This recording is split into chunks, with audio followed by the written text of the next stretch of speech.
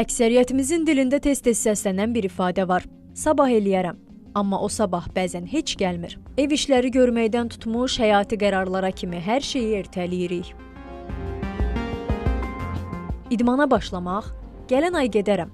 Pəhriz saxlamaq, bazar ertəsindən başlayaram. Müasir dövrdə insanların böyük bir qismi işləri təxirə salmaqdan, yəni ertələməkdən əziyyət çəkir. Hətta ertələmə vərdişindən əl çəkməyin yolları haqqında yazılan məqaləni oxumağı ertələyən adamlar da var. Psixoloqlar bu vərdişi prokrastinasiya adlandırır və onu həm şəxsi, həm də peşəkar həyat üçün ciddi risk faktoru kimi qiymətləndirirlər. Psixoloq Qətibə Abdullayeva deyir ki, ertələmənin əsas səbəbləri arasında perfeksionizm, mükəmməllik qorxusu, vaxt idarəsinin zəifliyi və psixoloji təzyiqlər dayanır. İnsan bir işi gözündə böyütdükcə ondan qaçmağa meyllənir və bu da dövr edən bir təxirə salma zəncirinə çevrilir.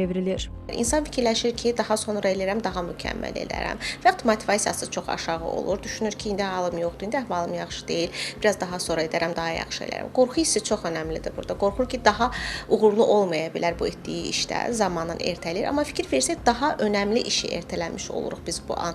Kiçik-kiçik sadə şeyləri ertələmirik. Yəni biz böyük vacib bir şey ertələyirik daha sonra daha yaxşı formada edərik. Belə olduğu halda da nə baş verir? İnsan özünü gümrah hiss etmir, peşmançılıq hissi keçirdir, vaxtını düzgün bölə bilmir və özünü günahlandırır ki, mən yenə bacarmadım, edə bilməyəcəm, özgüvəni aşağı düşür. Ertələmə sindromu əvvəlcə kiçik görünə bilər. Məsələn, bir mesajı sonra cavablandırmaq və ya otağı sabah yığışdırmaq kimi. Lakin zamanla bu davranış vərdişə çevrildikcə insanın məsuliyyət hissini, özünə inamını və məhsuldarlığını azaldır. İnsan özünə 5 dəqiqə qaydasını qoya bilər ki, 5 dəqiqədən sonra özümü hazır hiss edəcəm və bunu edəcəm. Edəcəyimiz bir şeyi mütləq etməliyəm deyil, bu etdiyim iş mənə faydalıdır düşüncəsi ilə başlamalıyıq. Biz əgər etməyi mütləq kimi gördüyümüz halda təbii ki, ən mükəmməlini eləmək istədiyimiz üçün ertələyirik. Ertələmə zaman-zaman bizi başlayır nə etməyə, narahat etməyə, gərginləşdirməyə, yuxumuza da təsir edir, günlük olaraq insanların ünsiyyətimizə təsir edir və yaxud da ki, vaxtı düzgün bölüşdürə bilmirəm,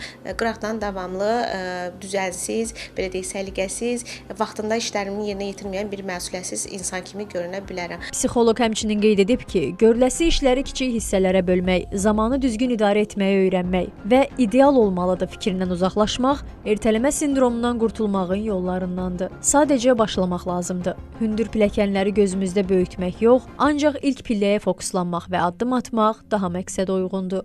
Ayşən Sərdar qızı, Cabbar Qaryağdıoğlu, Xəbər ertəsi.